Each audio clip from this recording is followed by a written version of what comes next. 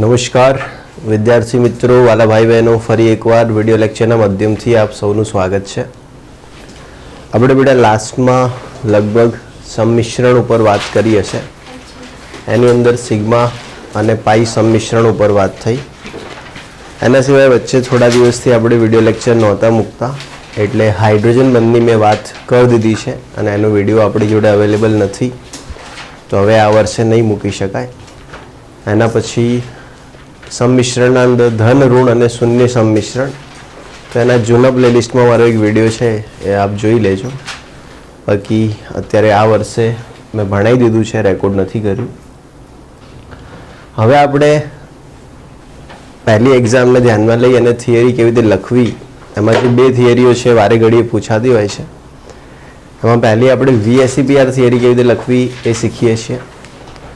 મૂળમાં તમારા અંદર તો ગમે એટલું લખેલું હશે, પણ VSEPRમાં કેટલા મુદ્દા લખવા તો અસાઇનમેન્ટમાં આપેલી છે થિયરી. ઓકે, તો અસાઇનમેન્ટમાંથી થિયરી તમે નીકાળો છો, VSEPR થિયરી.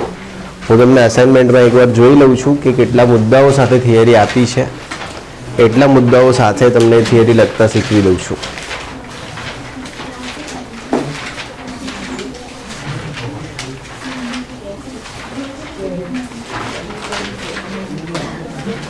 ચોથા ચેપ્ટરના અસાઇનમેન્ટમાં હશે,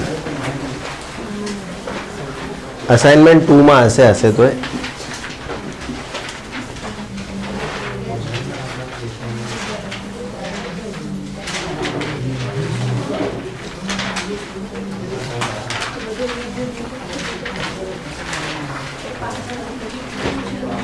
ચાલો, કોઈ કારણસર અસાઇનમેન્ટમાં નાખવાની રહી ગઈ હશે થિયરી, બાકી હે IMP.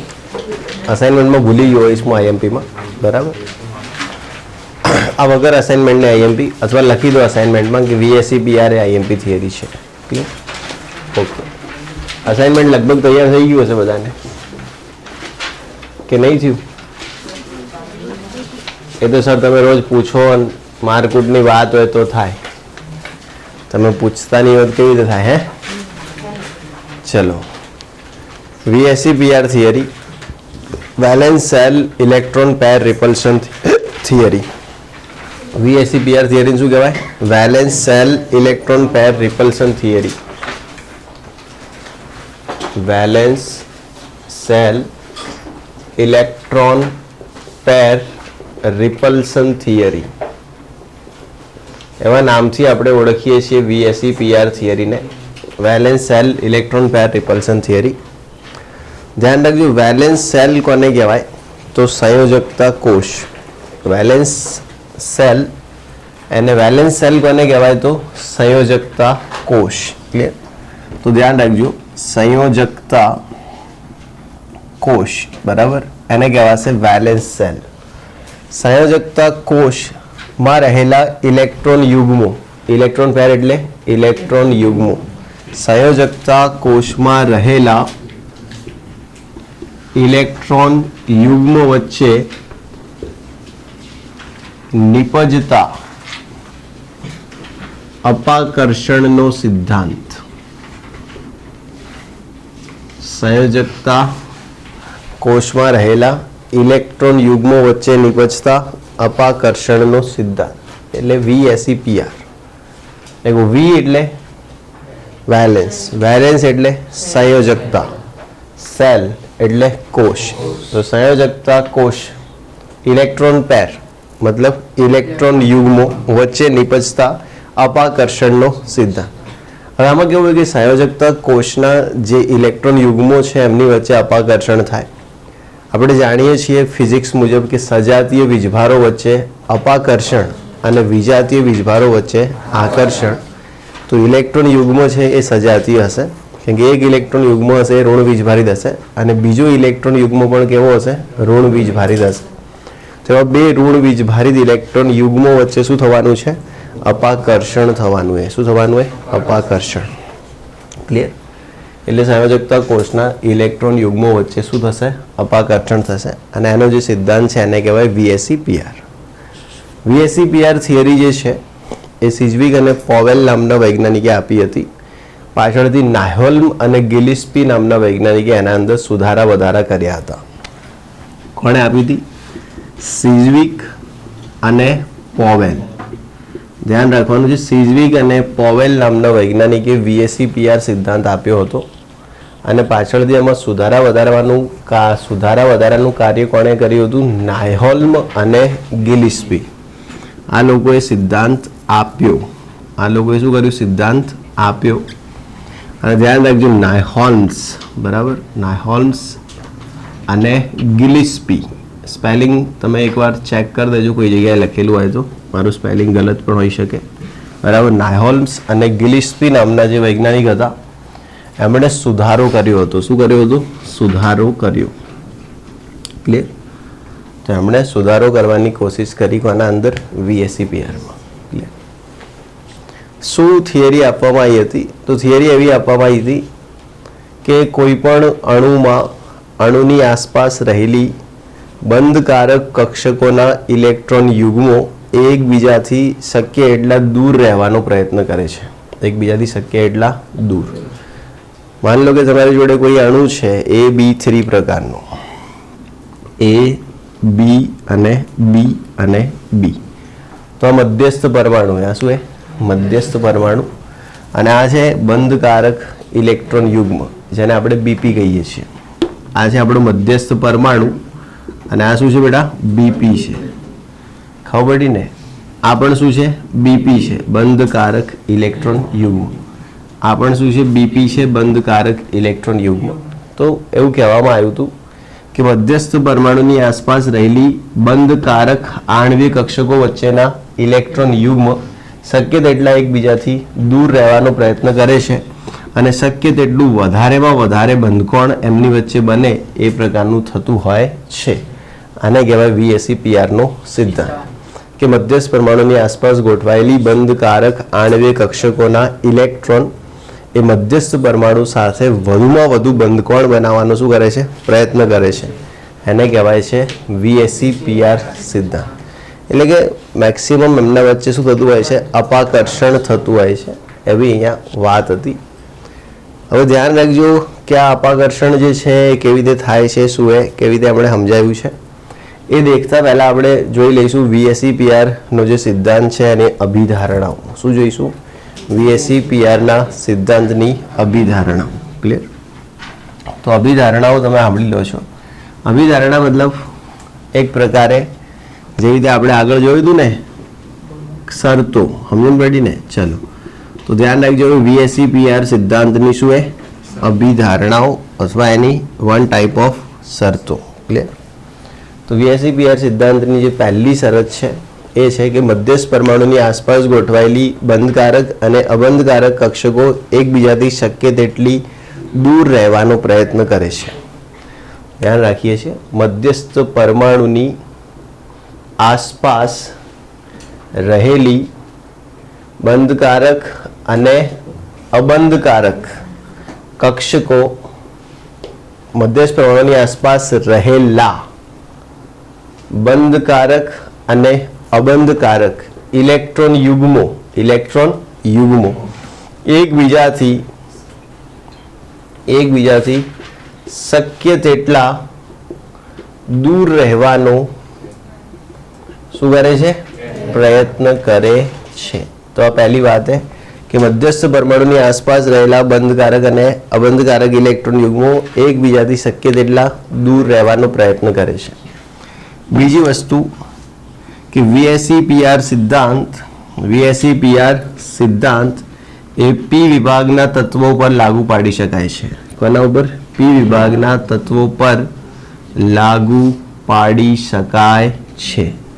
ધ્યાન રાખજો, P વિભાગના તત્વો પર લાગુ પાડી શકાય છે.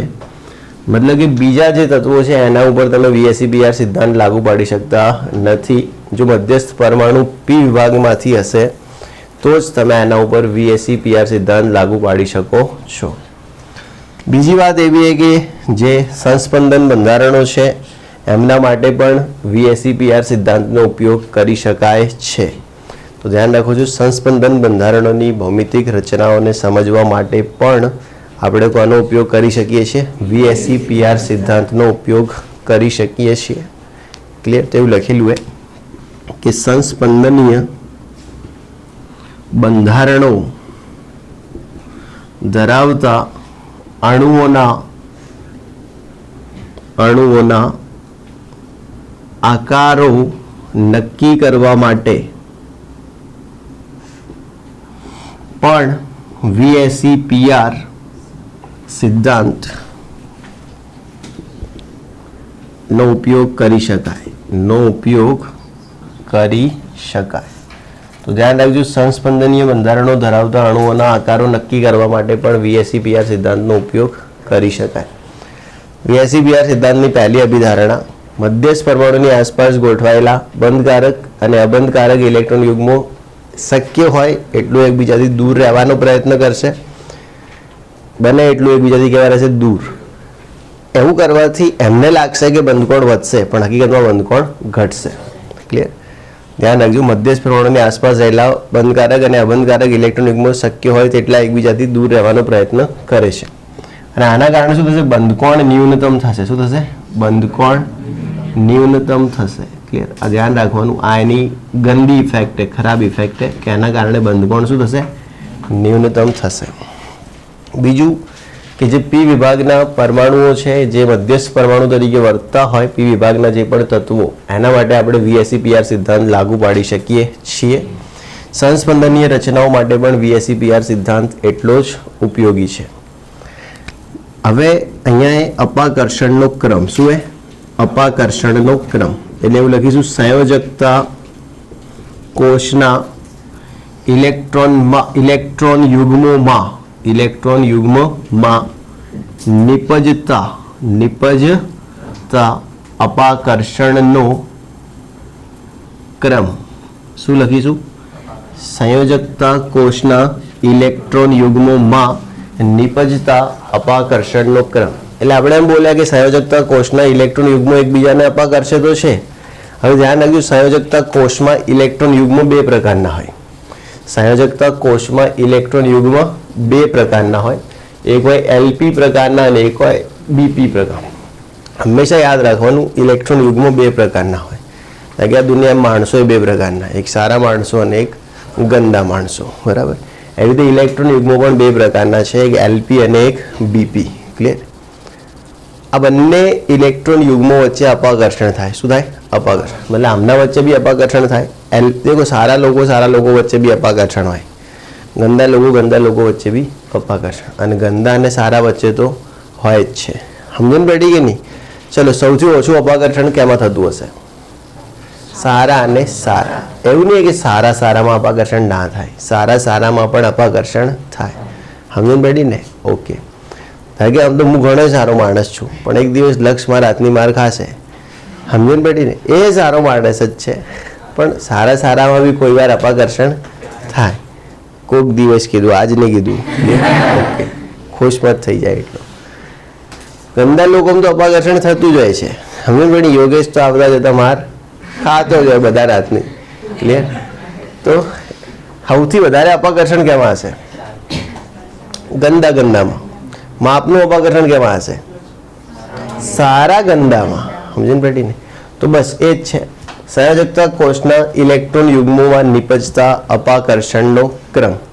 સૌથી વધારે અપાકર્ષણ એ ગંદામાં. ગંદા એટલે હા, લુખ્ખેસ પેર. અબંધકારક ઇલેક્ટ્રોન યુગ્મો. એનાથી થોડું ઓછું અપાકર્ષણ એ સારા ગંદા, મતલબ કે LP અને BP. અને સૌથી ઓછું અપાકર્ષણ એ BPમાં. મેં ઇંગ્લિશમાં લખ્યું, આનું આ તમારી ચોપડીની અંદર ગુજરાતી ભાષામાં લખેલું છે. મોટું લખેલું હશે. અબંધકારક ઇલેક્ટ્રોન યુગ્મો અને અબંધકારક ઇલેક્ટ્રોન યુગ્મો વચ્ચેનું અપાકર્ષણ. અહીંયા લખેલું હશે અબંધકારક ઇલેક્ટ્રોન યુગ્મો અને બંધકારક ઇલેક્ટ્રોન યુગ્મો વચ્ચેનું અપાકર્ષણ. અહીંયા લખેલું હશે બંધકારક ઇલેક્ટ્રોન યુગ્મો અને બંધકારક ઇલેક્ટ્રોન યુગ્મો વચ્ચેનું અપાકર્ષણ. તમારે પણ ચોપડીની જેમ ગુજરાતીમાં જ લખવાનું છે, પણ આ તો અહીંયા જગ્યા નથી પાટિયા ઉપર. પાટિયું નાનું છે આપણું બીજાઓની સરખામણીએ, એટલા માટે આપણે ક્લિયર સારું તો લખી દો છો. અથવા ચોપડીમાંથી થિયરીમાં જોઈ લો કે આવા શબ્દો લખ્યા કે નહીં, તો લખવાનો ટાઈમ ના બગડે આપણો ખોટો. ક્લિયર? ચોપડી નીકાળો, હું બતાવી દઉં આવા શબ્દો લખ્યા છે કે નહીં. ખોટો લખવાનો ટાઈમ બગાડીને કોઈ મતલબ તો હે નહીં. ક્લિયર?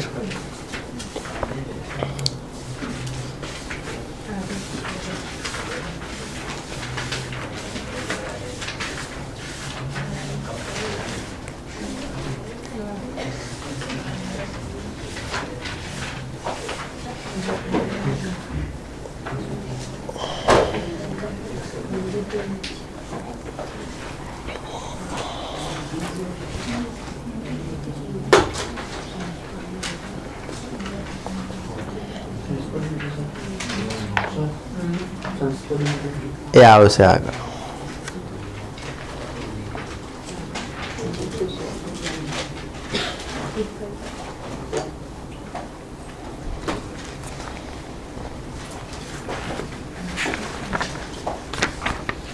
થોડો ફરક એ મારી અને ચોપડીની પેટર્નમાં, પણ વાંધો નહીં.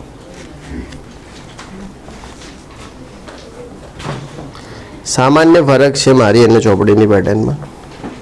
ક્લિયર? એ લોકોએ લખ્યું પેલું પી વિભાગ વાળું, સંસ્પંદન વાળું, પણ બધું આડું અવળું લખ્યું હોય, મેં બધું ભેગું લખ્યું હોય. બરાબર, ચાલો આવડ્યું. બીજી એક અભિધારણામાં એક મુદ્દો લખવાનો બાકી રહી ગયો કે કોઈ પણ અણુનો ભૌમિતિક આકાર એ મધ્યસ્થ પરમાણુના સંયોજકતા કોષમાં રહેલા બંધકારક અને અબંધકારક ઇલેક્ટ્રોન યુગ્મોની સંખ્યા ઉપર આધારિત છે. કોઈ પણ અણુનો ભૌમિતિક આકાર, કોઈ પણ અણુનો ભૌમિતિક આકાર, ભૌમિતિક આકાર એટલે ખબર પડે ને, આકાર. ક્લિયર? કોઈ પણ અણુનો ભૌમિતિક આકાર મધ્યસ્થ પરમાણુની આસપાસ રહેલા એલપી અને બીપીની સંખ્યા પર આધારિત છે. સંખ્યા પર આધારિત છે એટલે કોઈ પણ અણુનો આકાર કોના ઉપર આધારિત છે? મધ્યસ્થ પરમાણુની આસપાસ રહેલા બંધકારક અને અબંધકારક ઇલેક્ટ્રોન યુગ્મોની સંખ્યા ઉપર. બીજું, તમારા ચોપડીવાળા એમ લખ્યું હોય કે એલપી અને બીપી એ બંને ઇલેક્ટ્રોન છે એટલે એમના ઇલેક્ટ્રોન વાદળ ઋણ વીજભારિત હોય છે. એણે વધારે થોડું લખ્યું હોય, ઇલેક્ટ્રોન વાદળ ઋણ વીજભારિત હોય છે એટલે એમના વચ્ચે અપાકર્ષણ થાય છે, એટલે તેઓ એકબીજાથી મહત્તમ અંતરે રહેવાનો પ્રયત્ન કરે છે. એણે એવું લખ્યું એકબીજાથી મહત્તમ અંતરે રહેવાનો પ્રયત્ન કરે છે. એને બદલે આપણે એવું લખ્યું શક્ય તેટલા દૂર રહેવાનો પ્રયત્ન કરે. મૂળ મુદ્દો એનો એ જ છે. આપણું લખાણ મૌલિકતાથી થયેલું છે અને પેલું જે લખાણ એ ગોખિકતાથી થયેલું છે. બાકી વાત એકની એક જ છે. ક્લિયર? બીજું કે ભાઈ એમ કીધું કે VSEPR સિદ્ધાંત પી વિભાગના તત્વો માટે લાગુ પાડી શકાય. એણે બી લખ્યું હોય, પણ એણે છેક બીજા ફકરામાં છેક નીચે લખ્યું આકૃતિના. સમજણ પડી કે નહીં? એના પછી સંસ્પંદનીય બંધારણો માટે પણ VSEPR સિદ્ધાંતનો ઉપયોગ કરી શકાય. તો આ જૂની ચોપડીની લાઈને નવી ચોપડીમાં નથી લખેલી. બરાબર, જે ઓલ્ડ બુક આવતી એની આ લાઈને. ક્લિયર? એના પછી અપાકર્ષણનો ક્રમ તો એણે બી લખ્યો હોય, અપાકર્ષણનો ક્રમ મેં બી લખ્યો હોય. ક્લિયર? તો આ VSEPR સિદ્ધાંતની શું હોય? અભિધારણા. કોણે આપ્યો, કોણે સુધાર્યો, એણે બી લખ્યું હોય, મેં બી લખ્યું હોય. હવે આપણે સિદ્ધાંતની સમજૂતી આપીશું. શું આપીશું? સિદ્ધાંતની સમજૂતી. ક્લિયર? હવે તમારા ચોપડી વડાએ જે ઉદાહરણથી સમજૂતી આપીને આપણે એવા ઉદાહરણોનો ઉપયોગ નહીં કરીએ. આપણે આપણા પર્સનલ ઉદાહરણોનો ઉપયોગ કરીશું આને સમજાવવા માટે. સમજ્યા કે નહીં? ક્લિયર? દેખો આટલું આપણું ને ચોપડીનું સેમ રહેશે. હવે VSEPR થિયરીને સમજાવવા માટે આપણે જે ઉદાહરણો વાપરીશું એ અલગ વાપરીશું. ચોપડીના ઉદાહરણો વાપરીશું નહીં વાપરીશું. ક્લિયર? ઓકે, નીકાળ દઉં. આ મુદ્દા લખવાય તમારે.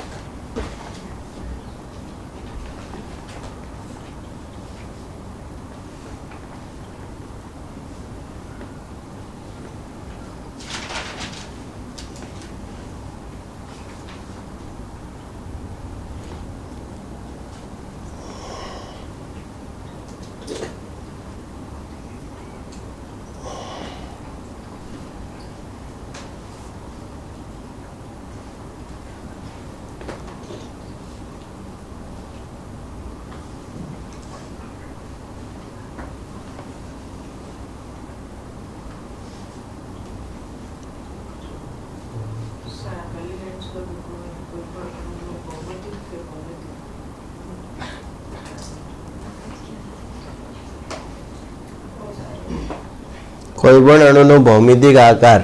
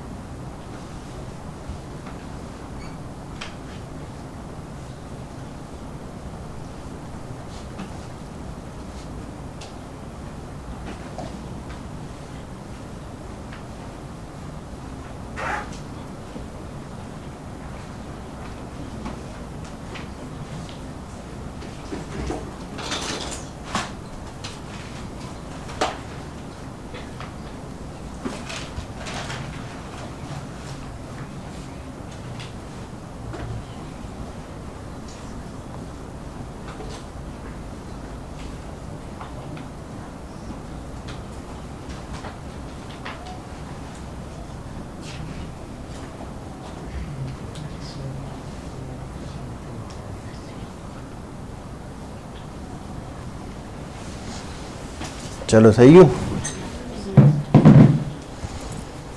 બાકી છે તો બહુ કામ કર્યો મને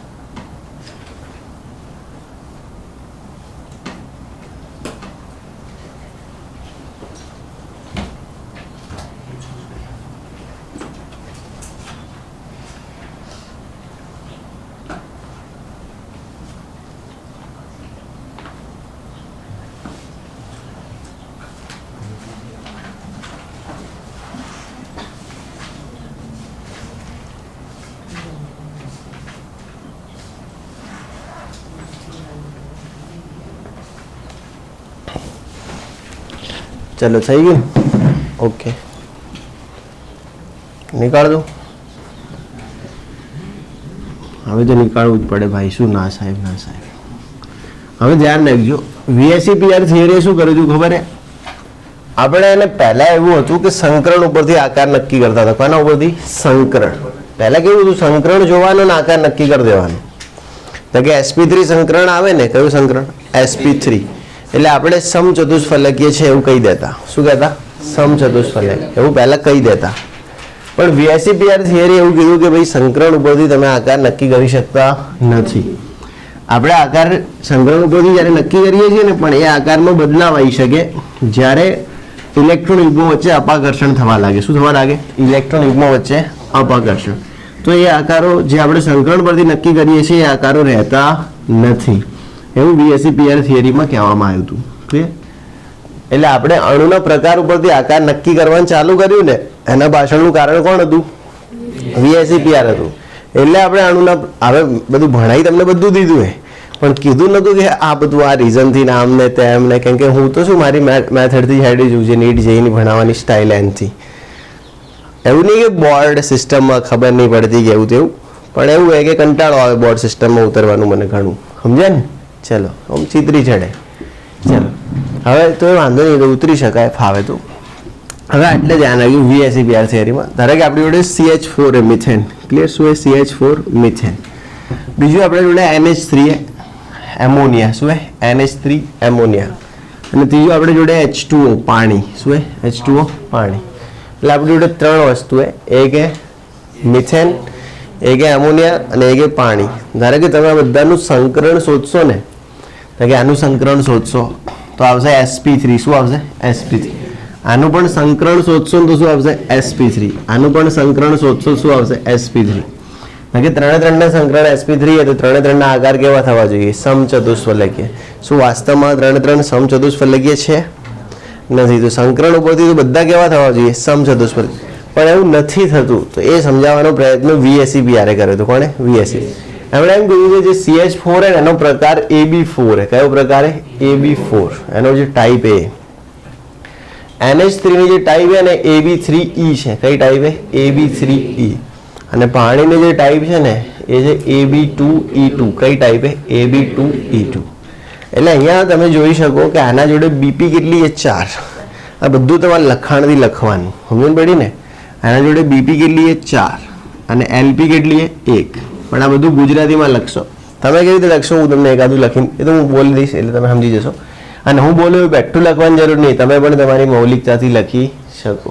એવું તો આવડવું જોઈએ. હવે નાના નહીં, 11માં આવ્યા, 10 વર્ષથી ચોપડા પત્તા ફાડી ફાડીને થાકે આવે, તો હવે આટલું મૌલિક લખાણ કરતાં આવડવું જોઈએ. હવે નાના નથી. હા ચાલો. તો BP કેટલી આવી? 4. LP કેટલી આવી? 1. ચલો આટલે BP કેટલી આવી? 3. અહીંયા LP કેટલી છે? 1. એટલે BP કેટલી છે? 2. LP કેટલી છે? 1. 2 છે. કેટલી છે? 2. સમજણ પડે ને? ચલો, કેમ કે E2 એટલે LP કેટલી? 2.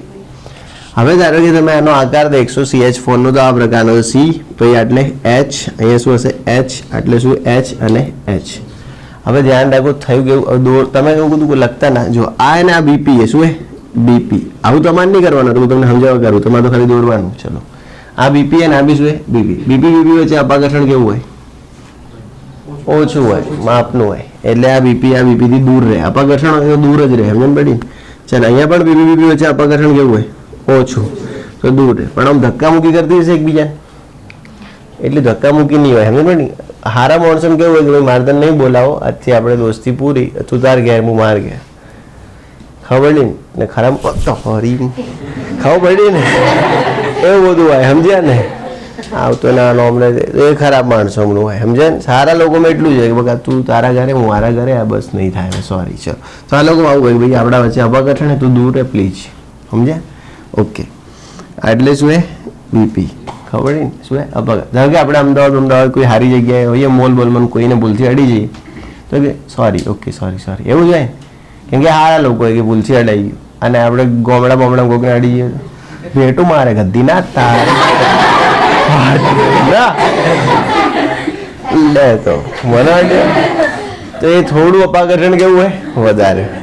ને સારી પબ્લિકમાં થોડું ઓછું હોય નહીં બધું ભાઈ. ચલો, તમે જોવાનું પાછું એ લોકો અડે કશું સોરી, ઇટ્સ ઓકે, સોરી, ચાલશે. ચાલ ને આપણા વાળાને તો અડ્યા હોય ને 2 પટ્ટી ડાલ દે. ચલો, એના પછી ધ્યાન રાખજો. એમોનિયા. શું છે? એમોનિયા. ક્લિયર? તો આમાં કેવું હોય કે એક શું છે? LP, એક શું છે? LP. ચલો, એટલે એને અહીંયા શું છે? H. ક્લિયર? એટલે શું છે? H. અહીંયા બી શું છે? H. ને એટલે એક લોન પેર શું છે? LP. હવે LP અને આ શું છે? BP. હવે આનાથી શું છે? અપાકર્ષણ. એટલે આ બંને વચ્ચે અપાકર્ષણ. એટલે આ શું બિચારું આમ જવાનું વિચારતું હોય દૂર, એ આમ જતું બી રહે, પછી એને ખબર પડે કે આટલે શું છે? LP. તો આ બંને વચ્ચે અપાકર્ષણ વધારે. એટલે આરે આમ જાય ને પેલો આમ દબાઈ નાખે, કેમ કે પેલો ગોમડા વાળો. સમજ્યા ને? ધક્કો મારે મરીએ ઉપર આવ્યો તો. ચલો, તારા બાપનું નામ કાઢવું ઉપર. ચલો, સમજ્યા? એના પછી આ બી શું છે? BP. ને આ બી શું છે? LP. ઓવર રેટિંગ એ જ હશે. એસી ચાલુ હે ને ઓવર રેટિંગના મેસેજ કરે. કોઈ લેતા ના, પોકો કંપનીના ફોન બહુ બકવાસ છે. ચલો, એટલે ટીચર્સ તો બિલકુલ નહીં લેવાના. વિડીયો ઉતારતા અંદર ઓવર રેટિંગ લખેલું આવે. એસી હે તો એ નહીં લેવાના આવા ફોન. ચલો, થઈ ગયું ને? હવે ઓકે, તો આ એલપી है બરાબર, શું है એલપી, ને આ શું है બીપી, એમના વચ્ચે શું હોય અપાકર્ષણ, આ વધારે અપાકર્ષણ એટલે શું થાય કે આ બે બીપીઓને પેલો દબાઈ નાખે, કોણ એલપી, સમજણ પડી ને?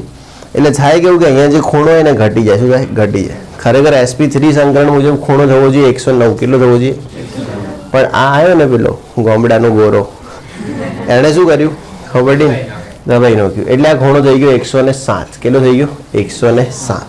અહીંયા ખૂણો કેટલો રહ્યો 109. હવે જો ખૂણો 109 રહે ને તો જ સમચતુષ્ફલકીય આકાર જળવાય, એના સિવાય સમચતુષ્ફલકીય આકાર જળવાય નહીં.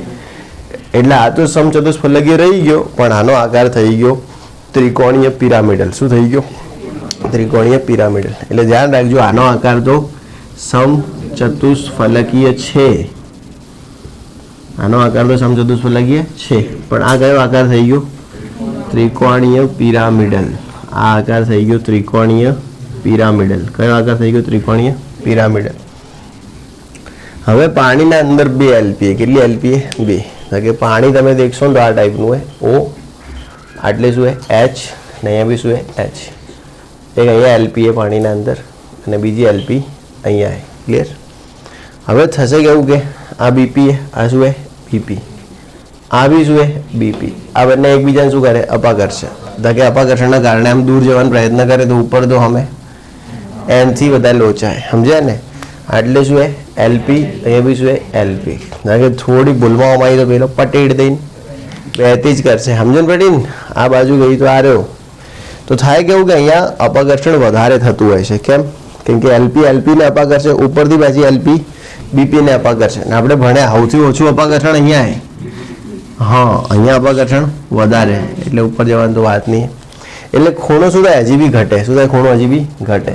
થવો જોઈએ તો 109, પણ થશે 104. કેટલો થશે 104, 104.28 હોય, પણ કોઈ વાંધો નહીં, આપણે કેટલો રાખીશું 104. અને એનો આકાર પણ સમચતુષ્ફલકીય થવો જોઈતો હતો, પણ ખૂણો 104 નો થવાના કારણે આકાર કયો થઈ ગયો કોણીયો. કયો આકાર થઈ ગયો કોણીય. કોઈનો કોણીયો સંભળાયું નહીં? સંભળાયું? ઓકે. કયો આકાર થઈ ગયો કોણીય, અથવા એને કહેવાય વી શેપ. કયો આકાર કહેવાય વી શેપ અથવા કોણીય, અથવા એને કહેવાય વળેલો. શું કહેવાય વળેલો, બરાબર. ચલો, કયો આકાર કહેવાય વળેલો. સારું, કોઈને વળેલો સંભળાયું નહીં? સંભળાયું? કોને કોને સંભળાયું વળેલું? ઓકે, આટલા લોકોના કાન બરાબર છે, બાકીના કાન ચેક કરાવો, હું બળેલો જ બોલ્યો. ક્લિયર? ચલો, થઈ ગયું ને? ઓકે. હવે આ લખવાનું કેવી રીતે? તો તમારે એવી રીતે લખવાનું કે ચલો વીએસ આમ લખવાનું કે નીચેના ઉદાહરણો દ્વારા VSEPR સિદ્ધાંતને સમજવાનો પ્રયત્ન કરીએ. શું લખવાનું? નીચેના ઉદાહરણો દ્વારા VSEPR સિદ્ધાંતને સમજવાનો પ્રયત્ન કરીએ. આપણી જોડે મિથેન, એમોનિયા અને પાણીનો અણુ છે. આ દરેક અણુનું સંકરણ sp3 છે, છતાં પણ એમના આકારો સમચતુષ્ફલકીય નથી. તો આ જ વસ્તુ, આ જ વાતને આપણે VSEPR સિદ્ધાંત દ્વારા સમજીશું. એટલે ખાસો ફકરો થઈ જશે આવું લખવામાં. CH4 એટલે કે મિથેન, એનો પ્રકાર છે AB4, જેમાં 4 બંધકારક ઇલેક્ટ્રોન યુગ્મો છે અને અબંધકારક ઇલેક્ટ્રોન યુગ્મો હોતા નથી. એમોનિયા, જેનો પ્રકાર છે AB3E, જેમાં 3 બંધકારક ઇલેક્ટ્રોન યુગ્મો છે અને 1 અબંધકારક ઇલેક્ટ્રોન યુગ્મ છે. પાણી, જેનો પ્રકાર છે AB2E2, જેમાં 2 બંધકારક ઇલેક્ટ્રોન યુગ્મો છે અને 2 અબંધકારક ઇલેક્ટ્રોન યુગ્મો છે. વળી આખો બીજો ફકરો તૈયાર. સમજાય કે નહીં?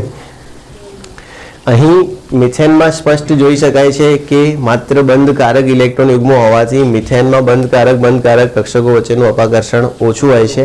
માટે sp3 સંકરણનો આદર્શ કોણ 109 ડિગ્રી અને 28 કળા રચાય છે. માટે મિથેનનો આકાર સમચતુષ્ફલકીય છે. જ્યારે એમોનિયામાં આવેલ એક અબંધકારક ઇલેક્ટ્રોન યુગ્મ એ બંધકારક ઇલેક્ટ્રોન યુગ્મોને અપાકર્ષે છે, જેના કારણે sp3 સંકરણ હોવા છતાં પણ અપાકર્ષણના પરિણામે બંધકોણમાં ઘટાડો થાય છે અને બંધકોણ 160 ડિગ્રી જોવા મળે છે, જે સમચતુષ્ફલકીય આકારના આદર્શ બંધકોણ 109 ડિગ્રી 28 કળા કરતાં નાનો છે. માટે અણુનો આકાર સમચતુષ્ફલકીય બનવાને બદલે ત્રિકોણીય પિરામિડલ આકાર બને છે.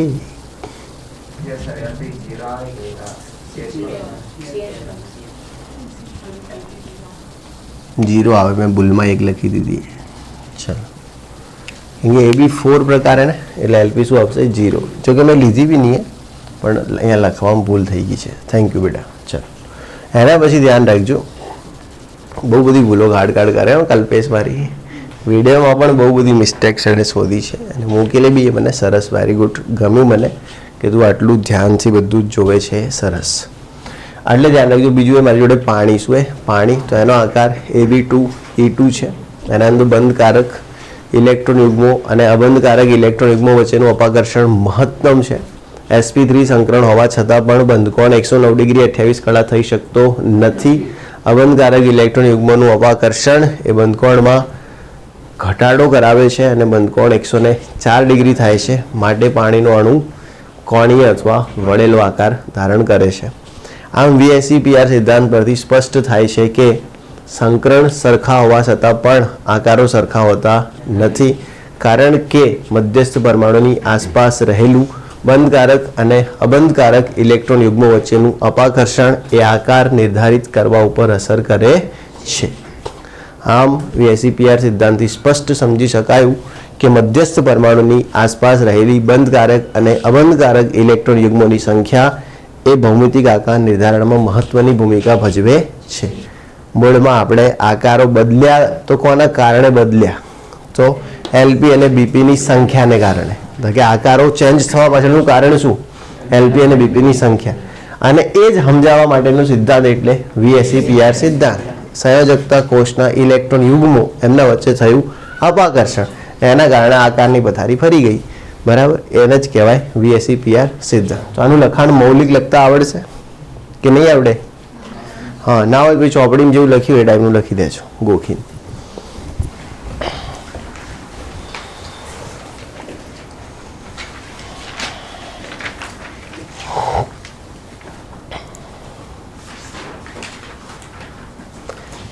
आकृति दौर देवानी ने मौलिक लखाण लखवानुं है कि VSEPR सिद्धांत ने समझवा माटे आपणे केटलाक उदाहरणों उपयोग करीशुं। पाणी, मिथेन अने एमोनिया। पछी खाली ए लखवानुं एनी जोडे आटली बीपी एलटी एलपी, आटली बीपी आटली एलपी, एम लखवानुं। आवुं थवुं जोईतुं हतुं पण ना थयुं, आवुं थवुं जोईतुं हतुं पण ना थयुं, आवुं थवुं जोईतुं पण ना थयुं। बस, केम के अपाकर्षण अपाकर्षण अपाकर्षण।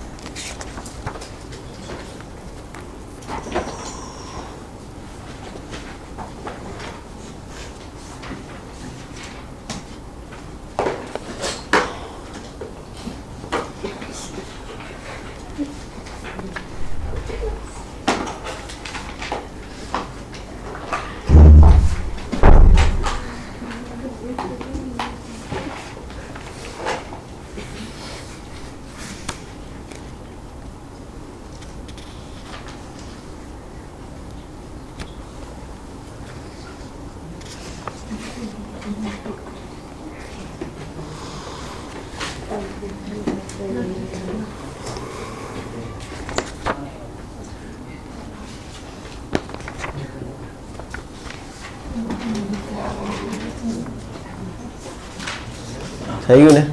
ચલો બેટા, આવડશે? ઓકે. એના પછીનો ટોપિક છે બંધની ધ્રુવીયતા. શું છે? બંધની ધ્રુવીયતા. અગર બંધની ધ્રુવીયતા થિયરી પૂછાય તો કેવી રીતે લખવાની? તો બંધની ધ્રુવીયતા મેં તમને બધું ભણાવી દીધું છે, પણ બંધની ધ્રુવીયતા થિયરી પૂછાય તો કેવી રીતે લખવી એ ભણાવ્યું નથી. બરાબર? બંધની ધ્રુવીયતા કદાચ અસાઇનમેન્ટમાં હશે ના હોય તો બંધની ધ્રુવીયતાને પણ અસાઇનમેન્ટમાં ઉમેરી દઈશું. મોસ્ટ આઈએમપી થિયરી છે બંધની ધ્રુવીયતા, પણ પોતાની એક આગવી ઓળખ ધરાવે છે અને એ પણ મોસ્ટ આઈએમપી થિયરીમાં કહી શકાય એવી એક થિયરી છે. બીજું કે કાલે તમને અસાઇનમેન્ટના જેટલા પ્રશ્નો આપ્યા છે એ બધા પૂછવામાં આવશે. જ્યાં સુધી તમે પહોંચ્યા હશો ત્યાં સુધી હિસાબ મારી. બરાબર? જે તારીખથી મેં આપ્યું એ દાડાનું મારી જોડે હે. બરાબર? ઝેરોક્સ ક્યારે આપીએ ખબર હે મને. ઓડિયો મોકલ્યો એના 2 દિવસ પછી ઝેરોક્સ આપીએ. એના પછી ગણવામાં આવશે 3 3 3 3 3 3. એના હિસાબથી કેટલા પ્રશ્નો થવા જોઈએ એ બધો જ કાલે, આખું લેક્ચર કાલે એ જ કામ કરવામાં આવશે. દરેક વિદ્યાર્થીનો રેકોર્ડ એમાં ચેક થશે કે કોણે વેટ વાળીએ, કોણે તૈયાર કર્યું હોય, કોણે નહીં કર્યું હોય. તો એ બધાની એ હિસાબથી સેવા, ચાકરી જે પણ થતું હશે તમે, બરાબર, એ તમારું કરવામાં આવશે. પૂજન. બરાબર? ક્લિયર? ઓકે. એટલે કાલે બિલકુલ તૈયારીમાં આવીશું આપણે. એના માટે ભલે આખી રાત જાગવું પડે, આજે કાલ આખા દિવસ વાંચવું પડે, જ્યાં સુધી આપણું ટ્યુશન છે ત્યાં સુધીમાં, તો એ બધું જ કાર્ય આપણે કરીશું. અને ખાસ કરીને કોઈ બીમાર ના પડે કાલના દિવસ માટે તો એની આપણે ધ્યાન રાખીશું. કોઈ જ વ્યક્તિ કાલના દિવસ માટે બીમાર થશે નહીં. કોશિશ કરવાની, કોશિશ નહીં જ થવાનું કાલે. અને હોય બીમાર ને જીવિત હોય તો આવી જવાનું અહીંયા. ક્લિયર? ઓકે, સારું. હવે આપણે થિયરી ભણીએ છીએ બંધની ધ્રુવીયતા. શું ભણીએ છીએ? બંધની ધ્રુવીયતા. ક્લિયર? તો ધ્યાન રાખજો. હવે કેવી રીતે લખવાની તો હું તમને ફટાફટ બોલ દઉં છું, એટલા મુદ્દા યાદ રાખવાના. તમારા ચોપડીમાં જે લખ્યું હશે એ જ બોલીશ. તમે ચોપડીમાંથી જુઓ છો થિયરીને, બંધની ધ્રુવીયતાને. ચોપડીમાંથી થિયરી ગોખવાની ખાસ કરીને. જો અસાઇનમેન્ટમાં હોય તો અસાઇનમેન્ટમાંથી ગોખીશું, અસાઇનમેન્ટ નથી તો ભાઈ ચોપડીમાંથી ગોખીશું. બંધની ધ્રુવીયતા. તો કોઈ પણ બંધ ક્યારે પણ સંપૂર્ણ સહસંયોજક અથવા તો સંપૂર્ણપણે આયની હોતો નથી. કોઈ પણ બંધ સંપૂર્ણપણે સહસંયોજક અથવા તો સંપૂર્ણપણે આયની હોતો નથી. સહસંયોજક બંધોના 2 પ્રકાર છે, ધ્રુવીય સહસંયોજક બંધો અને અધ્રુવીય સહસંયોજક બંધો. વિદ્યુત ઋણતાનો તફાવત ધરાવતા પરમાણુ વચ્ચે ધ્રુવીય સહસંયોજક બંધો બને છે, જ્યારે વિદ્યુત ઋણતાનો તફાવત ન હોય તેવા અણુઓ વચ્ચે અધ્રુવીય સહસંયોજક બંધો બને છે. અધ્રુવીય સહસંયોજક બંધોના ઉદાહરણ છે હાઇડ્રોજન, આયોડીન, ક્લોરીન, એ બધા. ધ્રુવીય સહસંયોજક બંધનું ઉદાહરણ છે HF અથવા તો HCl. બંધની ધ્રુવીયતાનો ખ્યાલ આપણને ધ્રુવીય સહસંયોજક બંધોમાં આવતો હોય છે. જ્યાં પણ ધ્રુવીય સહસંયોજક બંધ બનતા હોય છે, દાખલા તરીકે HFની અંદર, ત્યાં 2 પરમાણુ વચ્ચે વિદ્યુત ઋણતાનો તફાવત હોય છે. બંધના ઇલેક્ટ્રોન વધુ વિદ્યુત ઋણમય પરમાણુ તરફ આકર્ષાયેલા હોય છે. આ બધું ભણેલા છીએ, ખાલી વાંચી રહ્યા છીએ ને એમ કે આવું લખવાનું. એવું નહીં કે પહેલી વાર ભણાઈ રહ્યું, તમે બિચારા પહેલી વાર આવા શબ્દો સાંભળી રહ્યા ને, એવું નથી. બંધના ઇલેક્ટ્રોન વધુ વિદ્યુત ઋણમય પરમાણુ તરફ આકર્ષાયેલા હોય છે, માટે એના ઉપર ઋણ વીજભાર હોય છે અને ઓછા વિદ્યુત ઋણમય પરમાણુ ઉપર ધન વીજભાર હોય છે. અને આવા બંધને આપણે શું કહીએ છીએ? ધ્રુવીય બંધ.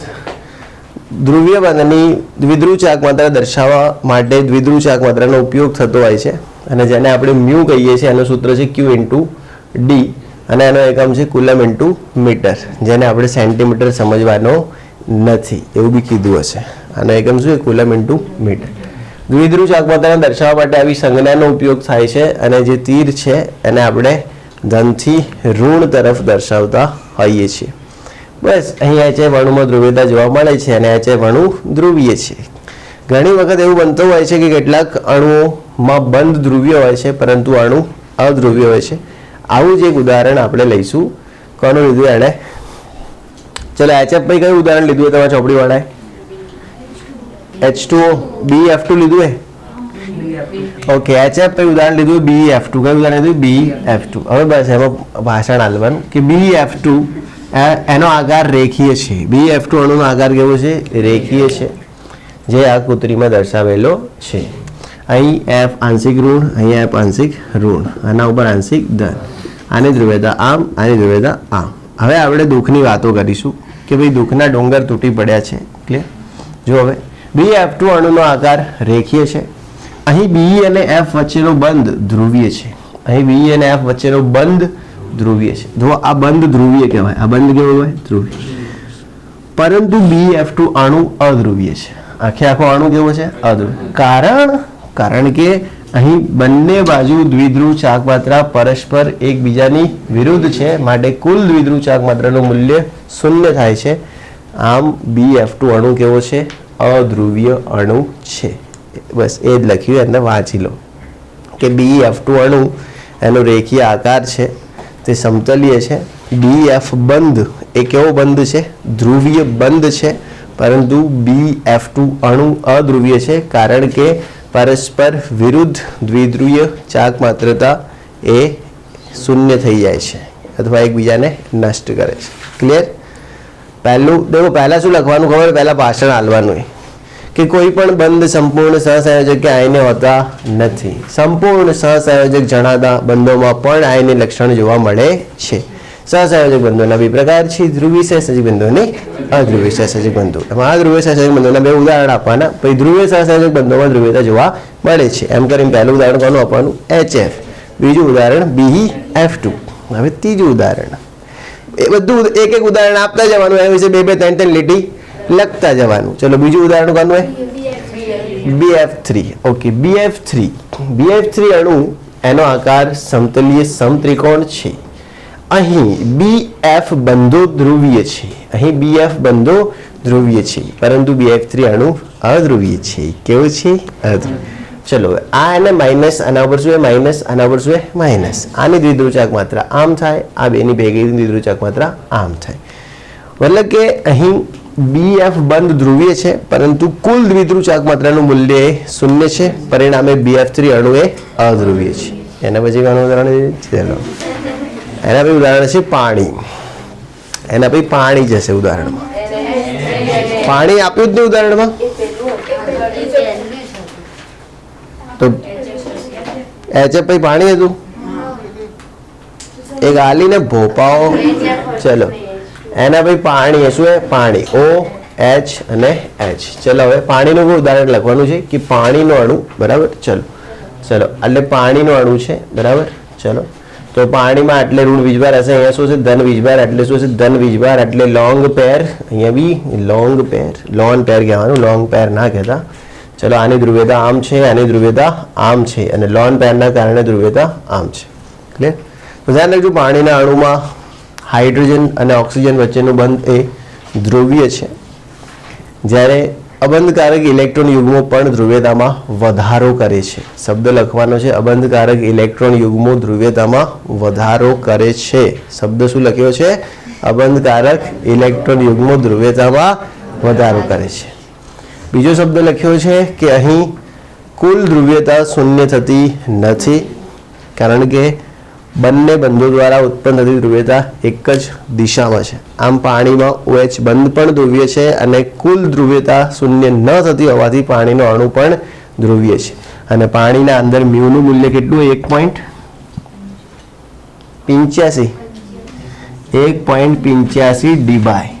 જે ધ્રુવીય હશે એના માટે તમારે લખવું પડશે કે એના માટે મ્યુનું મૂલ્ય કેટલું છે, કેમ કે જે અધ્રુવીય હોય એના માટે મ્યુ 0 હોય, અધ્રુવીય એના માટે મ્યુ 0 હોય, પણ જે ધ્રુવીય હોય ને એનું મ્યુ તમારે લખવું પડે. તો પાણીનો મ્યુ કેટલો છે? 1.85 ડી/. આવડી જશે. ક્લિયર? બંધની ધ્રુવીયતા પૂછે તો આટલું લખી દેવાનું. પહેલા ભાષણ કે કોઈ પણ બંધ સંપૂર્ણ સહસંયોજક કે સંપૂર્ણ આયને હોતો નથી. સંપૂર્ણ સહસંયોજક જણાતા બંધોમાં પણ આયની લક્ષણ હોય છે. ધ્રુવીય કોને કહેવાય? અધ્રુવીય કોને કહેવાય? HF નું ઉદાહરણ, BF2 નું ઉદાહરણ, BF3 નું ઉદાહરણ ને પાણીનું ઉદાહરણ. થિયરી પૂરી. હવે એ નહીં લખવાનું. એ ઉદાહરણ ક્યારે લખવાનું? જ્યારે સ્પેશિયલ પ્રશ્ન પૂછાય. જ્યારે શું પૂછાય? સ્પેશિયલ પ્રશ્ન કે કારણ આપી સમજાવો NH3 કરતા NF3 ની દ્વિધ્રુવ ચાક માત્રા ઓછી છે, અથવા કારણ આપી સમજાવો NF3 કરતા NH3 ની દ્વિધ્રુવ ચાક માત્રા વધારે છે, તો જ એ પ્રશ્નને હળી કરવાની, નકલ કરવાની નહીં. હા, એ કારણ પણ મોસ્ટ IMP છે. કદાચ એ કારણ અસાઇનમેન્ટમાં હશે, એ કારણ તો હશે જ અસાઇનમેન્ટમાં. ક્લિયર? કેમ કે એટલું તો પૂછ્યું જ હશે મેં. ચલો કારણ આપો. NH3 વધારે ધ્રુવીય છે કોના કરતા? NF3 કરતા, ધ્યાન રાખજો, NH3 વધારે ધ્રુવીય છે કોના કરતા? NF3 કરતા. આ નહીં પૂછ્યું કારણ બી? હાય હાય, આઈએમપી પ્રશ્નો પૂછવાના બાકી રહી ગયા કોઈ કારણસર અસાઇનમેન્ટમાં, કદાચ ઉતાવળમાં અસાઇનમેન્ટ બનાવ્યું હશે. ઓકે, ચેપ્ટર 4માં જ એવી પ્રોબ્લેમ થઈ છે, કેમ કે ચેપ્ટર 4 પાછળથી ચાલતું હતું ને, બીજા બધા ચેપ્ટરમાં ઓકે ક્લિયર. ધ્યાન રાખજો, કારણ આપી સમજાવો. NH3 ની ધ્રુવીયતા વધારે છે કોના કરતા? NF3 કરતા. હવે ધ્યાન રાખજો, ધારો કે બંધ હોય ને, બંધ આપણી જોડે NH બંધ હોય અને NF બંધ હોય તો આ વધારે ધ્રુવીય કહેવાય. વધારે ધ્રુવીય કોણ કહેવાય? NF. અને આપણે અણુ હોય ને NH3 ને NF3 તો વધારે ધ્રુવીય NH3 કહેવાય. સમજણ પડી ને? આ બહુ મસ્ત વાત છે, સમજવા જેવી કે ઘરની બહાર તમે ગમે એટલી ટણી કરો, ગમે એટલા બહાદુર હો ઘરની બહાર, તમે ભલે હું તો 10 માણસોને બી જવાબ નથી આપતા, 10 શું 50 માણસોને જવાબ નહીં આપતા ઘરની બહાર, પણ તમે ઘરે આવો ને એટલે તમારે એકદમ મિનકી બની જ જવું પડે, બિલાડી, કેમ કે સિંહણ બેઠી હોય. સમજ્યા ને? તો એવું હોય કે એકચ્યુઅલમાં વધારે ધ્રુવીય બંધ કોણ? NF. અને NH બંધની ધ્રુવીયતા ઓછી. જ્યારે અણુ તરીકે વધારે ધ્રુવીય કોણ? NH3. ક્લિયર? તો આને સમજાવવાની કોશિશ કરીએ, અને સમજવા માટે તમે એવું ધ્યાન રાખશો કે NH3 અને NF3 બંને AB3E પ્રકારના અણુઓ છે. કયા અણુઓ છે? AB3E. એટલે એમનો આકાર થશે ત્રિકોણીય પિરામિડલ. કયો આકાર થશે? ત્રિકોણીય પિરામિડલ. ધારો કે આ NH3 એ શું હે? NH3. બરાબર બરાબર, ત્રિકોણીય પિરામિડલ. અને અહીંયા છે NF3. શું હે? NF3. તો આ પણ હે ત્રિકોણીય પિરામિડલ. હવે આ બંનેમાં ફરક કેમ પડ્યો ધ્રુવીયતામાં એ સમજો. ચલો, આ નાઇટ્રોજન ને હાઇડ્રોજન વધારે વિદ્યુત ઋણ કોણ હશે? નાઇટ્રોજન. એટલે એના ઉપર શું આવશે? આંશિક ઋણ. આના ઉપર આંશિક ધન, આના ઉપર આંશિક ધન, આના ઉપર આંશિક ધન. લોન પેરના કારણે ધ્રુવીયતા ઉપર. સમજણ પડી ને? બીજું, આપણે દ્વિધ્રુવ ચાક માત્રા ક્યાં દર્શાવીએ? ધનથી ઋણ. અહીંયા બી ક્યાં દર્શાવ્યું? ધનથી ઋણ. અહીંયા બી ક્યાં દર્શાવ્યું? ધનથી ઋણ. મતલબ કે બધી દ્વિધ્રુવ ચાક માત્રા એક જ દિશામાં કેન્દ્રિત થઈ રહી છે, n તરફ. બધી દ્વિધ્રુવ ચાક માત્રા કેવી? n તરફ, અને ત્યાંથી પાછી ઉપર. મતલબ ટોટલ દ્વિધ્રુવ ચાક માત્રા બધાની દિશા કેવી? એક જ. સમજણ પડી કે નહીં? ક્લિયર? ઓકે. હવે NF3 માં કેવું? વધારે વિદ્યુત ઋણતા કોની? F ની. એટલે ઋણ વીજભાર કોના ઉપર આવશે? F પર. ઋણ વીજભાર કોના ઉપર? F પર. ધન વીજભાર કોના ઉપર આવશે? N પર. આની દ્વિધ્રુવ ચાક માત્રા ક્યાં હશે? ઉપર. હવે આની દ્વિધ્રુવ ચાક માત્રા ક્યાં છે? ધનથી ઋણ. આની ક્યાં છે? ધનથી ઋણ. આથી ક્યાં છે? ધનથી ઋણ. અહીંયા દ્વિધ્રુવ ચાક માત્રાનું એકીકરણ થઈ રહ્યું છે. અહીંયા દ્વિધ્રુવ ચાક માત્રાનું શું થઈ રહ્યું છે? એકીકરણ. ખબર પડે ને? એકીકરણ એટલે બધી દ્વિધ્રુવ ચાક માત્રા એક જ બાજુ જઈ રહી, એને કહેવાય દ્વિધ્રુવ ચાક માત્રાનું એકીકરણ. અને અહીંયા દ્વિધ્રુવ ચાક માત્રાનું વિકેન્દ્રીકરણ થયું છે. શું કહેવાય? વિકેન્દ્રીકરણ. કારણ કે અહીંયા શું દ્વિધ્રુવ ચાક માત્રા આમ ગઈ, આમ ગઈ, આમ ગઈ, તો એના કારણે કુલ દ્વિધ્રુવ ચાક માત્રા ક્યાં વધી? નાઇટ્રોજન ઉપર અને NH3માં. અહીંયા કુલ દ્વિધ્રુવ ચાક માત્રામાં વધારો થઈ શક્યો નહીં. એમોનિયા માટે મ્યુનું મૂલ્ય કેટલું છે? 1.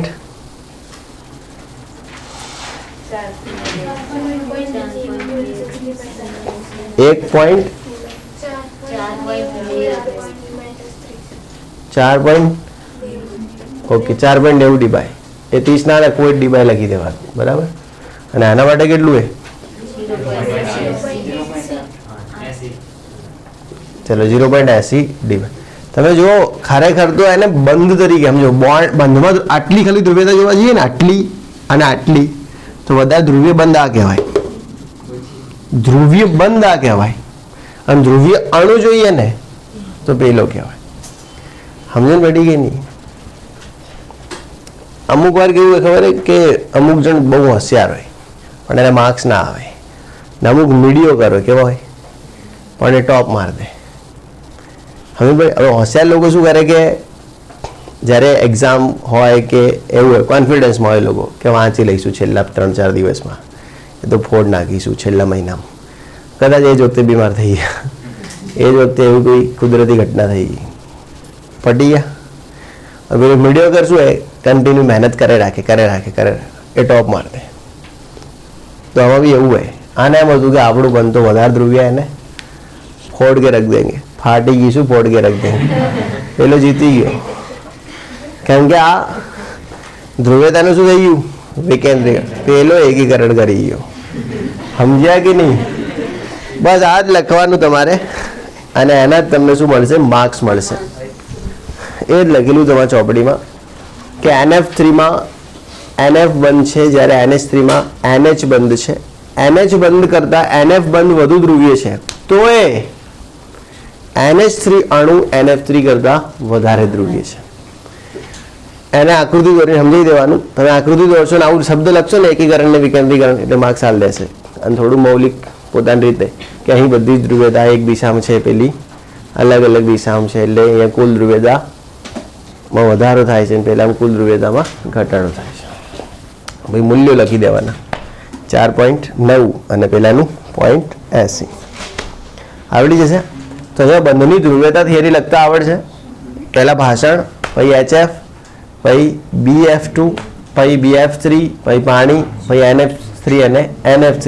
એ જરૂર પડે ને પૂછે તો જ, અને સમય વધતો હોય તો જ. કે NH3 NF3 વાળું લખાય પણ આપણા પર ટાઈમ હોય તો, ટાઈમ ના હોય તો આપી દેવાનું. આ ક્યારે લખવું? જ્યારે સ્પેશિયલ 2 માર્ક્સમાં એવો પ્રશ્ન પૂછાય કે કારણ આપી સમજાવો શા માટે NH3 અણુ NF3 અણુ કરતાં વધારે ધ્રુવીય છે. તો ભાઈ આના ઉપર ચર્ચા કરીશું. ક્લિયર? સારું, લખી દો.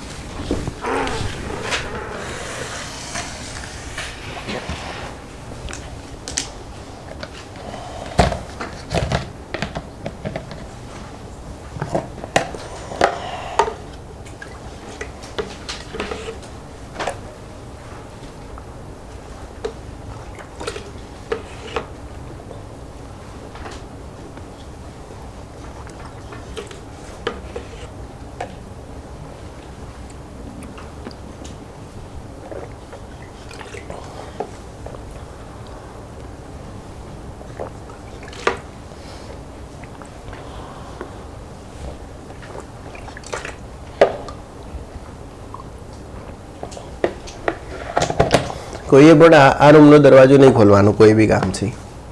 સમજણ પડી ને? તમારે આ 2 દરવાજાને જડવાનું, એક આને અને એક પેલાને. એના સિવાય કોઈ બી દરવાજા ખોલવા નહીં. સમજ્યા? એનું કારણ કોઈ ઊંઘ્યું હોય, કોઈ કામથી હોય, બરાબર? કોઈ છોકરું અંદર દરવાજા જોડે જ ઊભું હોય, પાપા પાપા કરતું, તમે ફટ દઈને ખોલો ને ડાચું બાજુ તૂટે એનું. કેમ કે મારશું એટલું કૃષિ તો ગમે તે ઊભું એનું નક્કી નહીં હોતું. બીજું બી હવે ધીમે ધીમે એને જેવું જ પાકવાનું, કેમ કે સેમ રાશિ એ બંનેની, બરાબર? સેમ બાપા એ, સેમ મમ્મી, બંને રાશિ એક આવી પણ સમજણ ના પડે. સેમ તારીખો પાછી, પહેલાની 1/7 આની 1/9 જન્મ તારીખ. 1/7 1/9 પહેલી તારીખ જ છે બેની.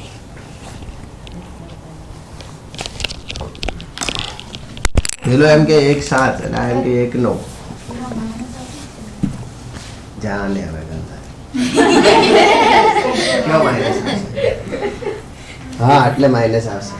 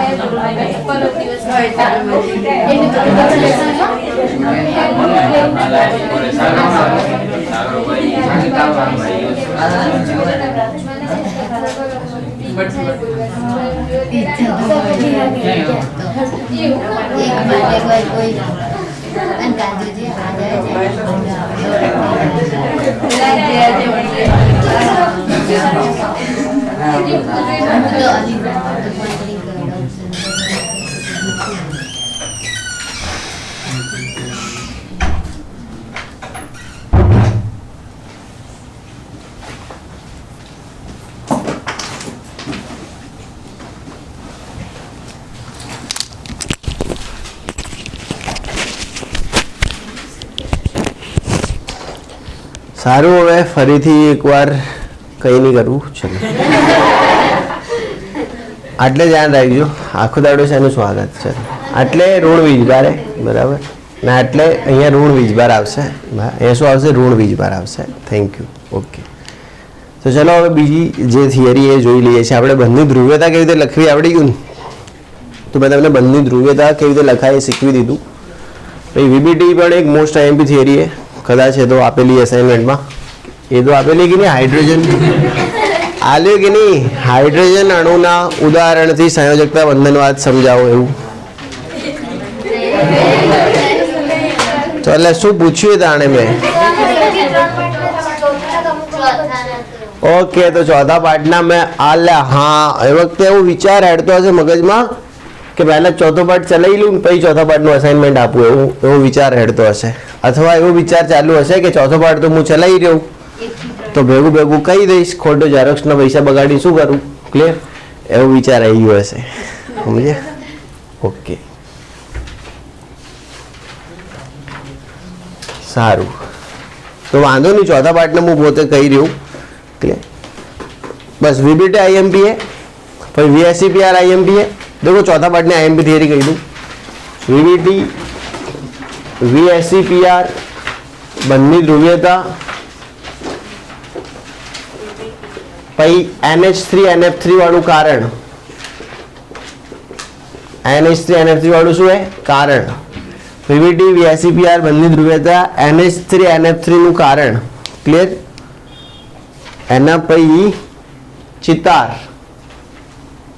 બંધ ક્રમાંક અને ચુગ્ગુ. ઓય મેરે ચુગ્ગુ હોય, ખબર હે ને? ચુંબકીય ગુણ. ક્લિયર? આટલું આઈએમપી એ ચોથા ચેપ્ટરમાંથી. ક્યાંમાંથી? ચોથા ચેપ્ટરમાંથી. આન સિવાય અસાઇનમેન્ટમાં કંઈ હોય તો બાકી આટલું તો ખાસ કરીને જવાનું ચેપ્ટર 4 માંથી.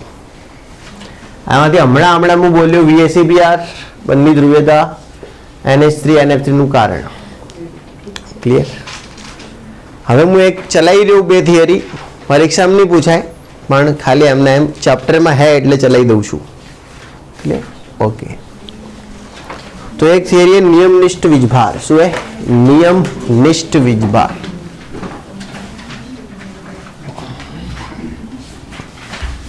ચલો હવે નિયમનિષ્ઠ વીજભાર એવી થિયરી. નિયમનિષ્ઠ વીજભાર अंग्रेजी में कहवा है फॉर्माइल चार्ज. શું કહેવાય? Formyl charge. इंग्लिश में कहते हैं फॉर्माइल चार्ज. Formyl charge. હકીકતમાં નિયમનિષ્ઠ વીજભાર એટલે શું? તો કોઈ પણ પરમાણુ જ્યારે પોતાની મુક્ત અવસ્થામાં છે ત્યારે એના સંયોજકતા ઇલેક્ટ્રોનની સંખ્યા અને કોઈ પણ પરમાણુ જ્યારે લુઈસ બંધારણમાં જોડાઈ ગયો છે ત્યાર પછી એના સંયોજકતા ઇલેક્ટ્રોનની સંખ્યા, એના વચ્ચેનો તફાવત, એને કહેવાય નિયમનિષ્ઠ ભાર. સમજો? કારણ કે હું પહેલાં એકલો હતો બરાબર. એ વખતનો મારો ખર્ચ મતલબ કે હું ઓછા પૈસા વાપરતો, બરાબર. અને ધારો કે મેં કોઈ બીજા પરમાણુ સાથે જોડાઈને લુઈસ બંધારણ બનાવી દીધું, એના પછી લુઈસ બંધારણ મોટું થતું ગયું, એના પછીનો મારો ખર્ચ તો એ થોડો વધારે છે. તો પહેલાંનો ખર્ચ અને હવેનો ખર્ચ એના વચ્ચેનો તફાવત એ હે નિયમનિષ્ઠ ભાર. એટલે નિયમનિષ્ઠ ભાર શું है? તો નિયમનિષ્ઠ ભાર એટલે મુક્ત પરમાણુના સંયોજકતા ઇલેક્ટ્રોન અને પરમાણુએ શું કર્યું? લુઈસ બંધારણમાં ભાગ લીધા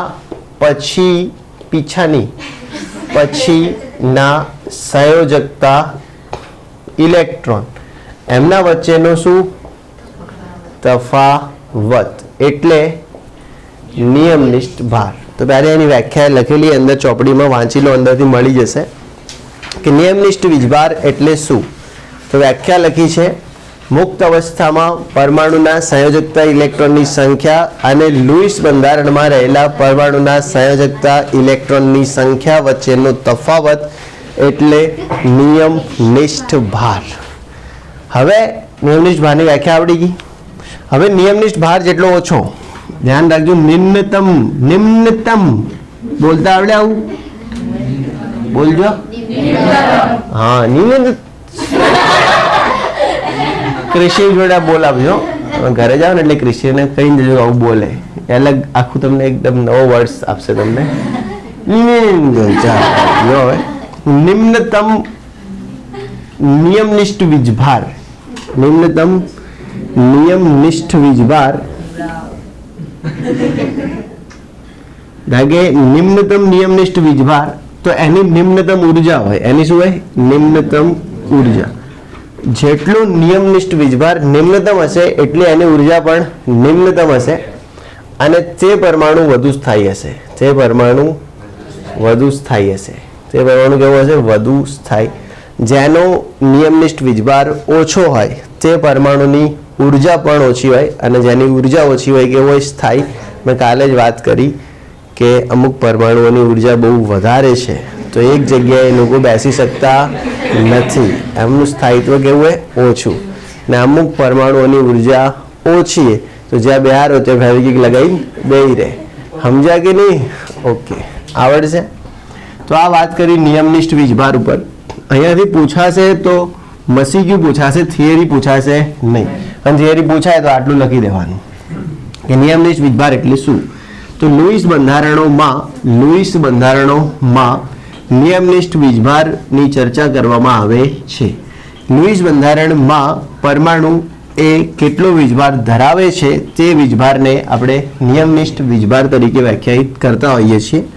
પરમાણુ પોતાની મુક્ત અવસ્થામાંથી સંયોજકતા ઇલેક્ટ્રોનની સંખ્યા અને તેના લુઈસ બંધારણના સંયોજકતા ઇલેક્ટ્રોનની સંખ્યાના તફાવતને નિયમનિષ્ઠ વીજભાર કહે છે. ક્લિયર? નારાયણભાઈ એનું સૂત્ર. તો સૂત્ર એવું હોય, નિયમનિષ્ઠ વીજભાર ક્લિયર ઇઝ ઇક્વલ ટુ પરમાણુના સંયોજકતા ઇલેક્ટ્રોન માઇનસ કુલ બંધકારક ઇલેક્ટ્રોન. એવું જ છે ને? સોરી, માઇનસ કુલ અબંધકારક ઇલેક્ટ્રોન. માઇનસ શું? એક કુલ અબંધકારક ઇલેક્ટ્રોન માઇનસ 1/2 માઇનસ 1/2 કુલ બંધકારક ઇલેક્ટ્રોન. ખબરડી? હવે આ જ વસ્તુને આપણે સાંકેતિક રીતે લખીશું. કઈ રીતે? સાંકેતિક રીતે. ચાલો, તો ધ્યાન રાખજો, નિયમનિષ્ઠ વીજભાર એટલે શું કહેવાય? FC, 4 charge. સંયોજકતા ઇલેક્ટ્રોન એટલે V, વેલેન્સ ઇલેક્ટ્રોન. 2 × LP શું લખીશું? અબંધકારક ઇલેક્ટ્રોન એટલે 2 × LP માઇનસ BP શું લખીશું? Minus BP. સમજણ પડી ને? BP એટલે બંધની સંખ્યા. BP એટલે શું થયું? બંધની સંખ્યા. આ ધ્યાન રાખજો, BP એટલે શું? બંધની સંખ્યા. અને LP એટલે ખબર પડે ને, આને કહેવાય 1 LP. આને શું કહેવાય? 1 LP. આવી રીતે હોય ને તો 1 LP કહેવાય. ક્લિયર? એટલે 2 × શું લખી દેવાનું? LP. સંજ્ઞામાં લખવું હોય તો તમે સંજ્ઞાથી લખશો કે શબ્દોથી? શબ્દોથી લખવાનું. ચોપડીમાં શબ્દોથી છે. આવી ગયા સંજ્ઞા. ભણવું એ આદર્શવા ને લખવું એ શ્રીરામવાળાની જેમ. ચલો થઈ ગયું ને? સારું, તો ધ્યાન રાખજો. નિયમનિષ્ઠ ભાર મસ્તી કરું આઠમે એટલે. ચલો નિયમનિષ્ઠ ભાર આઠમની માતાજીની મસ્તી કરવાની હોય ને. ચાલો ઓકે. છોકરીઓ આપણા માટે બધી દેવીઓ છે. શું છે?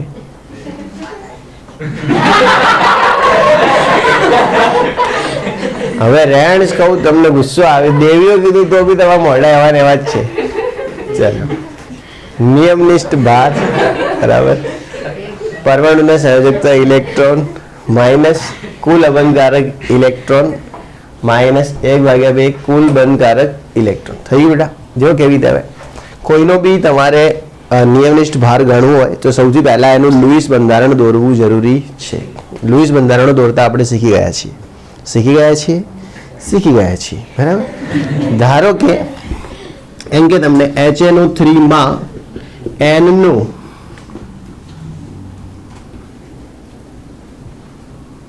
ચલો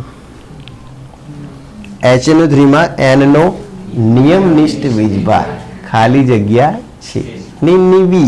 નિયમનિષ્ઠ વીજભાર ખાલી જગ્યા છે. કોનો? N નો. કેમાં? HNO3. તો કેવી રીતે શોધશો? તો સૌથી પહેલા શું કરશો? એનો લુઈસ બંધારણ દોરીશું. ચલો શું થશે? N O O O એટલે શું થશે? H. Double double single single 1 2 3 4 5 ના ચાલે. શું કરવું પડશે? એટલે તીર. ખબર હે ને? તીર તો ચલાવવા જ પડશે.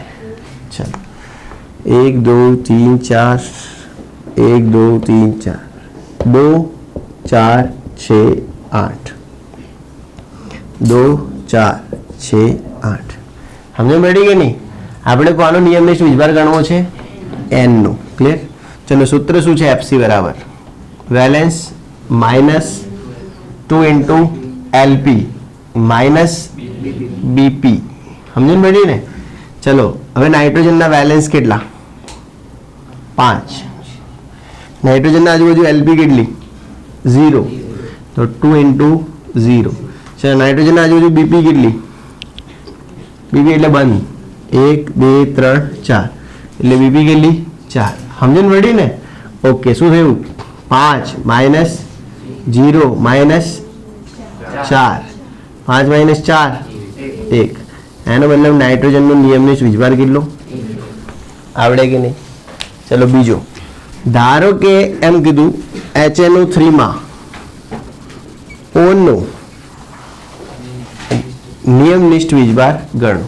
O નો એટલે બધા O નો ગણવાનો. હવે આ વાળા O નો બી ગણવાનો, આ વાળા O નો બી ગણવાનો અને આ વાળા O નો બી ગણવાનો. આ નામ આલી દઈએ આપણે O1 O2 અને O3. ચલો હવે એક આધાર હું ગણીને બતાવી દઉં. હું ગણું છું O1 નો. કોનો ગણું છું?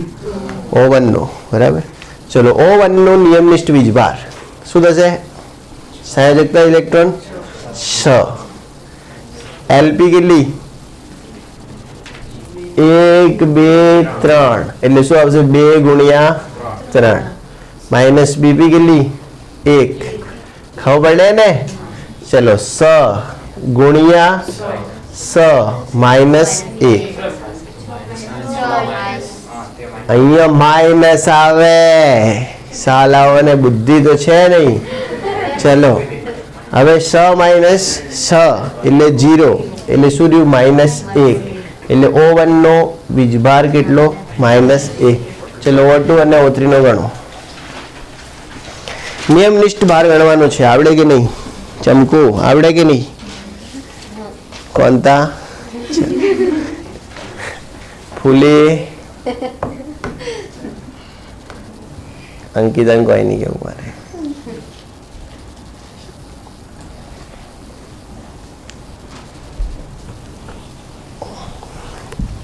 અંકિતા નીચે જ જોઈને રહેશે. હવે આ વાત દેખશે નહીં કે ખેડૂત જોયું ને સાહેબ કોઈક બોલશે હમણાં.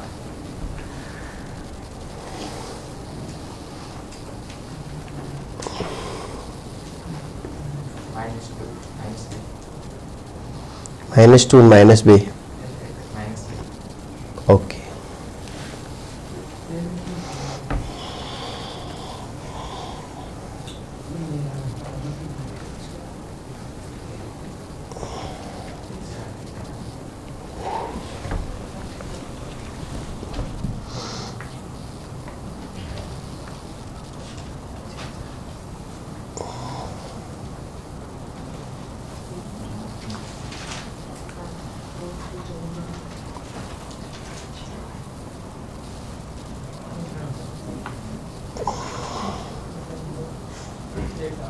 है माइनस प्लस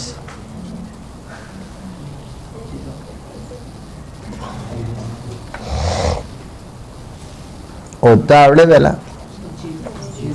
के फेंका फेंकी चालू करी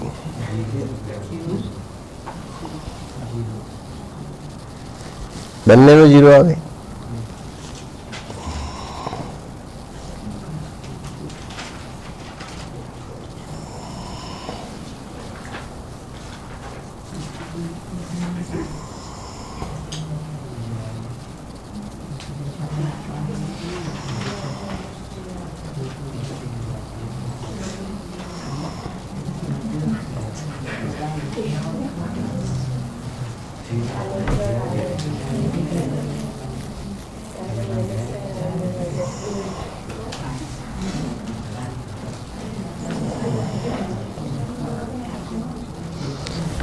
चलो હવે જોઈ લઈએ છીએ આપણે એને પહેલા O2 નો ગણીએ છીએ O2 કયો હોય આ વાળો देखो હવે આનો વીજભાર ચલો એના સામે લગતા ઇલેક્ટ્રોન કેટલા 6 માઈનસ શું એલપી ગણવાની એટલે 2 ગુણ્યા 2 हमने बेटा एलपी કેટલી 2 है क्या है ये निकने 2 बराबर एलपी गणવાની चलो माइनस बीपी એટલે કેટલી 2 ચલો 6 માઈનસ 4 માઈનસ 2 એટલે 6 માઈનસ 6 એટલે શું આવે 0 એટલે આનો આવે 0 કોનો O2 નો એના ભાઈ આ વાળાનો ગણીએ O3 નો કોનો O3 ચલો O3 આના બેલેન્સ ઇલેક્ટ્રોન કેટલા 6 માઈનસ 2 ગુણ્યા LP એટલે 2 ગુણ્યા 2 કારણ કે એક એલપી અને એક એલપી આ ખબર ને માઈનસ બીપી એટલે બંધ એક બંધ અહીંયા ને એક બંધ એટલે શું આવે 2 એટલે 6 માઈનસ 6 એટલે શું આવે 0 સારું હવે મારી જોડે ઓઝોન આવી રીતે O ડબલ બોન્ડ O અને O એટલે 1 2 3 4 5 6 અહીંયા 1 2 એટલે 1 2 3 4 बराबर હવે હું તમને જે ઓક્સિજન ને લીટી કરું ને એનો તમારે મને એફસી ગણી કહેવાનો ચલો આનો એફસી ગણો એન ની જે બ્લુ લાઈન છે એનો એફસી ગણવાનો એફસી એટલે યસ વેરી ગુડ ચલો નિયમનિષ્ઠ વીજભાર ચલો આનો ગણો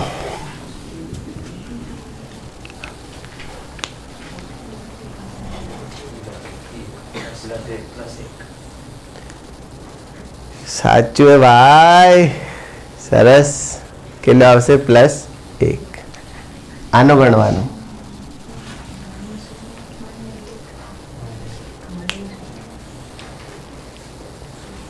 आटला होशियार केवी रीते थई गया बधा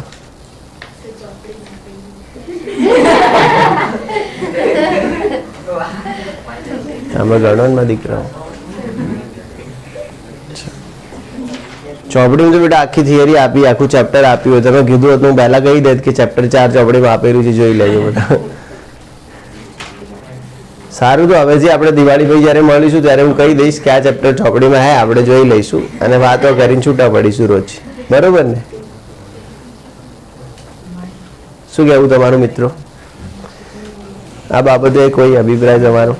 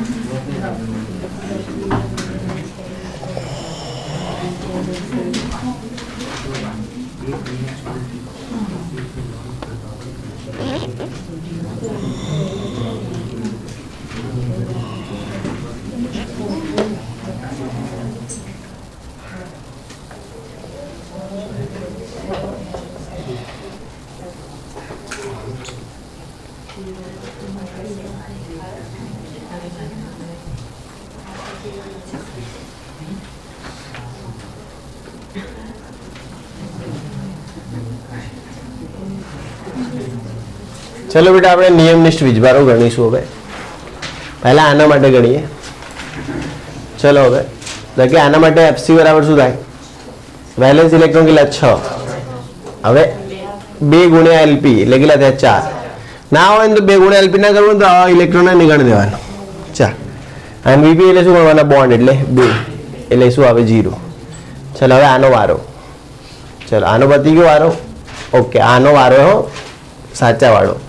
હવે આવું તીર વાળો એને આનું એ ક્લિયર. ઓકે આનો એફસી આવા તીર વાળાનો ક્લિયર. બીજું તો શું કહીએ હવે? હે તો ઓક્સિજન જ. 6. હવે એલપી કેટલી? એટલે એક જ છે એટલે 2 આમ કેમ કે આપણે 2 ગુણ્યા એલપી લખીએ ને એટલે 2 ગુણ્યા 1 એટલે 2. ચલો ના હોય તો ડાયરેક્ટ ઇલેક્ટ્રોન ગણો. બંધ કેટલા? 3 એટલે -3 ઇક્વલ ટુ 6 થી 2 ગયા 4. ઓકે 6 માંથી 5 ગયા એટલે શું આવે? 1 પ્લસ 1 આવે ને. Okay plus 1. ચલો આને હવે ફૂદડી વાળો બતાવીએ. ક્લિયર. ચલો તો આનો એફસી કોના એફસી? ફૂદડી વાળાનો. ક્લિયર. ઓકે શું આવશે? 6.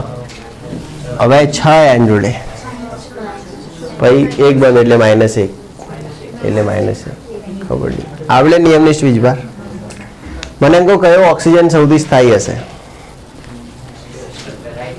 આ વાળો. કેમ કે જેટલો નિયમનિષ્ઠ વીજભાર ન્યૂનતમ હોય એટલે એની ઉર્જા ન્યૂનતમ અને એટલો એ સ્થાયી કહેવાય. એટલે સૌથી ઓછો વીજભાર આનો હતો ફૂદડી વાળાનો એટલે સ્થાયી કહેવાય. કેવું કહેવાય? સ્થાયી. સૌથી અસ્થાયી કોણ હશે? ખબર નહીં. આવડી જશે. નિયમનિષ્ઠ વીજભાર કરતા આવડ્યો. ચલો મેં તમને એવું કીધું હતું કે આપણે આટલા ટોપિક બાકી છે. હવે કયો ટોપિક બાકી રહે? આપણે સંસ્પંદન રચનાઓ. બરાબર. તો હવે આજે ચલાવતો નથી. ચલાવવું હોય તો ચલાવી જાય, ટાઈમ તો હે આપણા ભાઈ, પણ આજે ચલાવતો નથી. હવે સાંભળો બધા, સાંભળો ગયા. ચલો કાલે તમારે અસાઇનમેન્ટ 1 અને અસાઇનમેન્ટ 2 જ્યાં પણ આપણે પહોંચ્યા હોઈએ 3 પ્રશ્નો મુજબ એ બધું કાલે તૈયાર કરીને આવવાનું. કાલે ભણાવીશ નહીં, પહેલાં હું પ્રશ્નો પૂછીશ, બોલાવીશ, મારીશ, લોહી વખરાળ કરીશ એક બેને.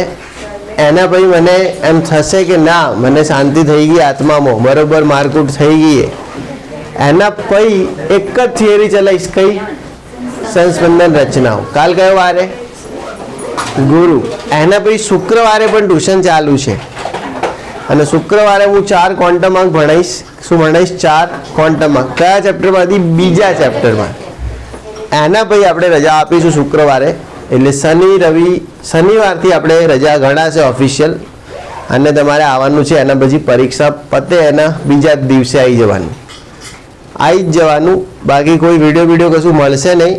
ને હવે જે લોકો લેટ આવશે ને નહીં ચાલે જરાય. એવું નહીં પરીક્ષા પતાવીને હોસ્ટેલવાળા બધા નાહી જાય ને પછી દિવાળી પછી આવીશું. એક વસ્તુ, તમારું ફ્યુચર એ ભવિષ્ય તમારું બગડશે ખોટું. ઘરે ત્યાં જ રહેવાનું હે, ઘરવાળી ત્યાં જ રહેવાની હે, ઘરવાળા ત્યાં જ રહેવાના હે, બધું ત્યાં જ રહેવાનું હે.